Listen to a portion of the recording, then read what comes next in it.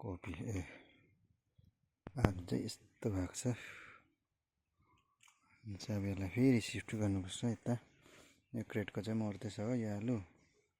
अनि यो आलु चाहिँ अब यसलाई निकाल्नुपर्छ, खन्नुपर्छ र तपाईँलाई यो टमाटर अनि यता चाहिँ ब्रोकोली दैछु। यहाँनिर चाहिँ यहाँ परसम्म छ ब्रोकोली हो, एउटा त टिप्यो, सबै नै ब्रोकोली रहेछ। चाहिँ अब म देखाउँदैछु तपाईँलाई है आलु। अब यहाँ म खन्नु गइरहेको छु, तपाईँले हेर्नुहोस् भिडियोमा चाहिँ मैले यसरी रोपेको छु। र अर्को चाहिँ यहाँ तयारी हुँदैछ, यो पाउला हानेको आलु त्यो खनेर फेरि यसलाई रोपिदिन्छु। त्यहाँनिर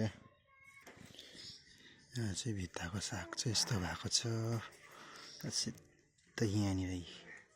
हेर्नुहोस् तपाईँले सिमरा चाहिँ यसरी पनि रोप्नु सकिन्छ है गाइस।